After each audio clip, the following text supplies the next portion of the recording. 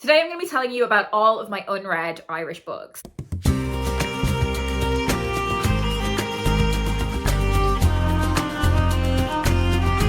What is the Irish Readathon? If you don't know what that is, I will leave all of the information linked in the description, including my announcement video and Eva's announcement video for the Readathon and my playlist of videos for the Readathon from many years previous. But essentially, throughout the month of March, we encourage you to read more Irish books than you normally would.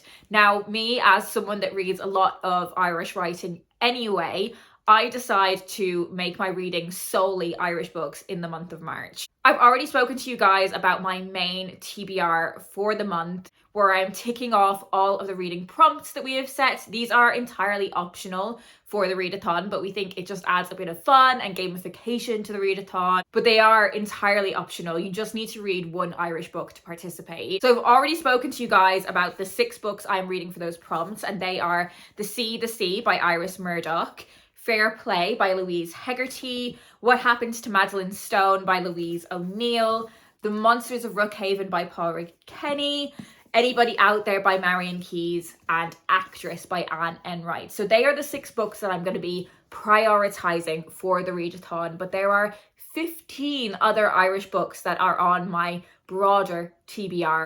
And seeing as I typically read at least 10 books a month, it tends to be a bit more than that for the Irish Readathon because I'm having such a good time and I build up such good reading momentum because I'm enjoying my reading so much. I typically tend to read more than 10 books in March. So I will try and read as many of these books in addition to my main TBR as I can. That is enough of a preamble. I'm just going to tell you about the books now. The End of the World is a Cul-de-sac by Louise Kennedy is a short story collection, which I did start either last year or the year before, and I just didn't finish it. I think I read like 1 or 2 of the short stories, and I do typically like struggle with short stories if I'm not very structured about like reading one a night before bed. That's definitely the way I will approach this book. I will be having it on my bedside table, reading 1 story a night, because I definitely do want to read this short story collection, especially before I read Louise Kennedy's novel, Trespasses. This is set in Belfast in the 1970s and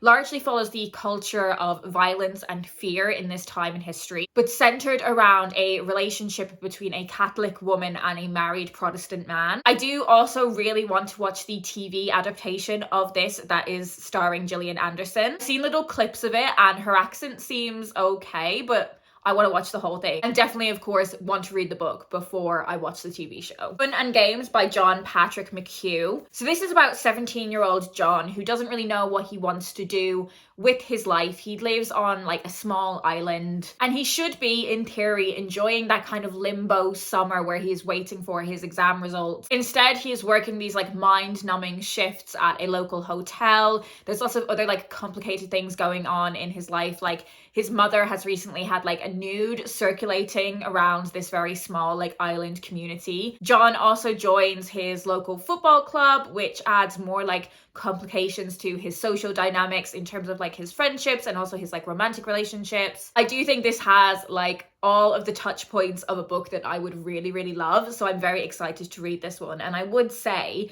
this is probably my highest priority after like my main TBR, if that makes sense. I have 2 Marion Keyes books on my shelves. Well, technically 3 because I am prioritizing reading one of them for the Irish Readathon. I discovered Marion Keyes' writing in like 2020 and I read her most recent novel at that time, Grown Ups, and completely loved it. And I then read a couple of her more recently released books at that time before going back to her debut novel, I think from like 1995, and since then I have been reading her books in like publication order. So the next book that I'm going to read is Anybody Out There, but I do really love her books and I definitely will read these books at some point. Next, some recent additions to my shelves, which you would have seen if you have seen my most recent book haul video. All Your Skies Be Blue by Fiona Scarlett. So Boys Don't Cry was our group read for the Irish Readathon a few years ago, and I think everyone found it a really impactful and touching read. This is the new novel from the same author, and I actually don't know too much about the premise of this book, but based on Boys Don't Cry, I do think this is going to be another very emotional, possibly tear-jerking read. Esther is Now Following You by Tanya Sweeney. Maybe this is my next highest priority. So this is about a woman named Esther who develops this obsessive parasocial relationship with an actor who is based in Canada, but she ended up seeing him in a park in London and they locked eyes, and she has not felt the same ever since. When this actor ends up getting into a relationship, this takes Esther's kind of parasocial relationship with him and her obsession to another level, where she ends up following him to Canada. Things go from there. I think it's going to be quite a strange novel, but it is one that I've heard such incredible things about, so I'm definitely excited to read this one. The Weight of Love by Hilary Fannin. This has been on my radar for a few years and I just hadn't picked up a copy of it until I saw it in a secondhand shop. This is another one that has so many staples of a book that I would absolutely love. So it begins in 1995 when Robin introduces his best friend Ruth, who he is in love with, to his best friend.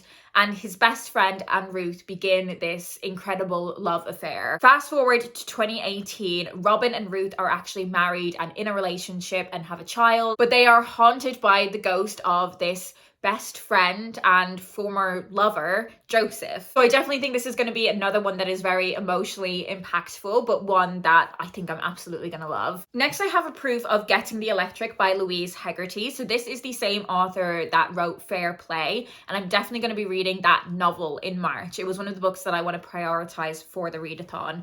But this one comes out in May, so I may end up saving it until April, especially because this is a short story collection, and I do want to prioritize the Louise Kennedy short story collection in March because it has been on my TBR a little bit longer. This sounds like a really intriguing premise. I do think it is a short story collection that explores humanity through a lens of technology and gaming, which I think will be really intriguing, and I have got on really well with short story collections that have a bit of an unusual hook to them, so I think this one will be like that. I also do have some books for younger readers on my shelves. So I have 2 young adult books. Any Way You Slice It by Maeve McDonald. I do feel like it's very possible I will get around to reading this one for this Irish Readathon, because I do always love having a young adult romance in the mix, because it's just really easy, enjoyable, light reading. And this is a young adult romance that is centered on a baking competition.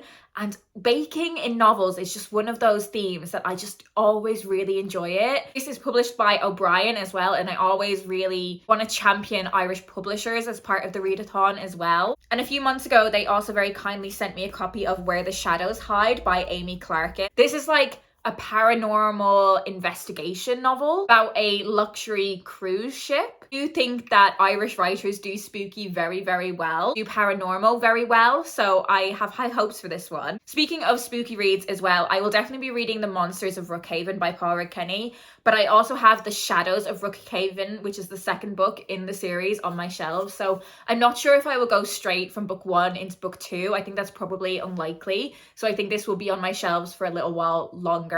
But these are spooky, middle grade, and if I enjoy the first one, I will obviously go on to read the second one at some point, maybe saving it for spooky season in September, October time. Then I have a couple of middle grade books from Catherine Doyle as well. So this is The Lost Tide Warriors, which is the follow-up to Stormkeeper's Island. So the next book in this magical middle grade series that is infused with Irish mythology, so I really love that. And then not part of the same series, I have The Lost Girl King. This is another magical middle grade infused with that love for Irish mythology. I think this one's specifically around the story of Tir na Nog. I've read quite a few Catherine Doyle books over the years, and I think she's a fantastic writer. So there we have it. They are all of the Irish books on my TBR. If you've read any of these books before and you want to let me know what you thought of them, please do leave me a comment down below, or let me know what you are reading for the Irish Readathon if you are joining in. If you don't have anything in particular to say, but you want to let me know you're here, please leave me a green emoji to, of course, celebrate the Readathon. That is it for me today. I hope you're well, and I'll speak to you in my next video.